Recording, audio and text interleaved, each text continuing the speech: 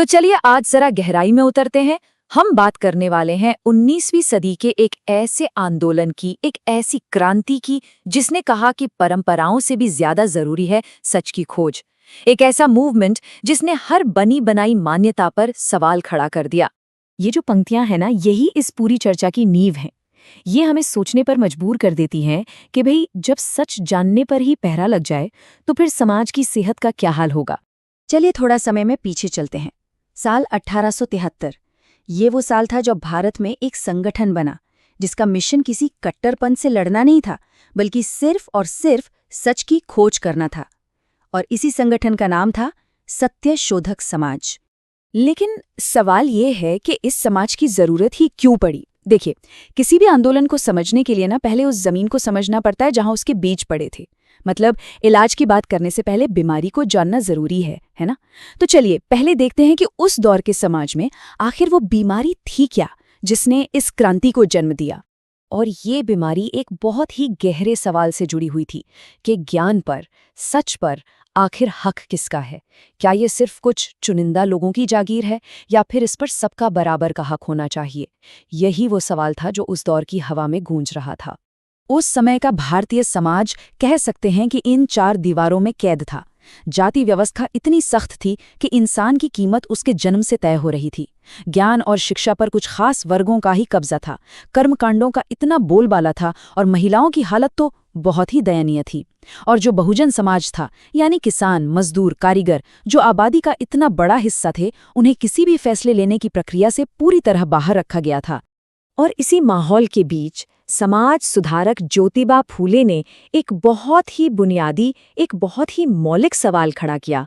उन्होंने पूछा, क्या सच सिर्फ उतना ही है जितना हमें बताया गया है? अब ये कोई मामूली सवाल नहीं था, ये तो पूरी सामाजिक व्यवस्था की बुनियाद पर एक सीधी चोट थी।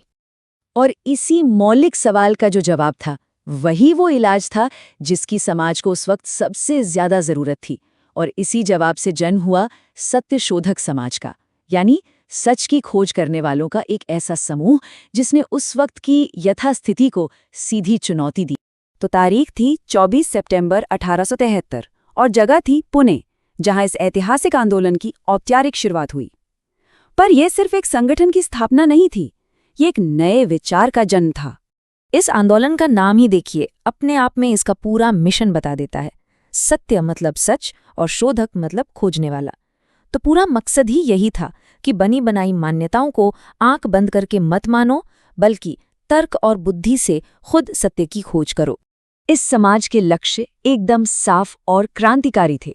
ये जाति प्रथा के सख्त खिलाफ था, किसी भी एक वर्ग के दबदबे को चुनौती देता था, सबके लिए यूनिवर्सल एजुकेशन की बात करता था और महिलाओं के सम्मान और उनके अधिकारों के लिए खड़ा था। और ये इतिहास में पहली बार हो रहा था कि बहुजन समाज ने अपने हक के लिए इतने संगठित तरीके से आवाज उठाई थी।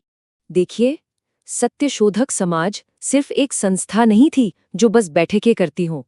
नहीं, ये एक वैचारिक क्रांति थी। इसका असली मकसद सिर्फ विरोध करना नहीं था, बल्कि लोगों के सोचने के तरीके को ही जड़ से बदल देना था। और एक सबसे जरूरी बात जो समझने की है वो ये कि सत्य शोधक समाज किसी धर्म के खिलाफ नहीं था, बिल्कुल नहीं। उसकी लड़ाई थी अन्याय के खिलाफ। वो हर उस रीति रिवाज, हर उस परंपरा का सवाल उठाता था जो इंसान को इंसान से छोटा या बड़ा बनाती थी। और ये एक बात क्या खूबसूरती से दिखाती है कि समाज का असली फोकस कहाँ था। उनका मानना था कि भाई धर्म का काम तो जोड़ना है, तोड़ना नहीं। और अगर कोई व्यवस्था धर्म के नाम पर इंसानों में फूट डाल रही है तो फिर वो धर्म नहीं है, वो तो कुछ लोगों के हाथ में सत्ता का एक औजार है। तो इन विचारों को अमल में कैसे लाया गया? उनका सबसे बड़ा और सबसे सीधा प्रहार था बिना ब्राह्मण पुरोहितों के शादी विवाह की परंपरा शुरू करना। और ये सिर्फ कोई रस्म बदलने की बात नहीं थी, नहीं, ये एक बहुत बड़ा, एक क्रांतिकारी सामाजिक और आर्थिक कदम था। सत्यशोधक विवाह ने उन सारे महंगे और उलझे हुए कर्मकांडों को ही खत्म कर दिया जिनकी वजह से आम आदमी बेचारा कर्ज के बोझ तले दब जाता था। मतलब बिना किसी बिचौलिए के शादी, इसने तो सीधे सीधे उस वक्त की सामाजिक और धार्मिक सत्ता की जड़ें हिला दी थीं। तो इस पूरे विश्लेषण के बाद हम कहाँ पहुँचते हैं?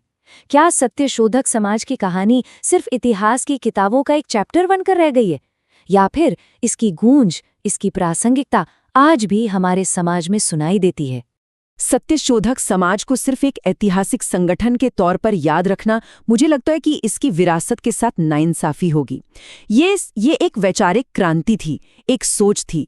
ये सोच कि सच किसी की जागीर नहीं है और हर इंसान को सवाल पूछने का हक है। और आखिर में ये सवाल हम सबके लिए है। आज के दौर में जब चारों तरफ जानकारी और भ्रामक सूचनाओं का सैलाब है, जहां सच और झूठ के बीच की लकीर अक्सर धुंधली पड़ जाती है, ऐसे में आज के समाज को सत्य की खोज करने वालों की, यानी सत्य शोधकों की कितनी जरूरत है।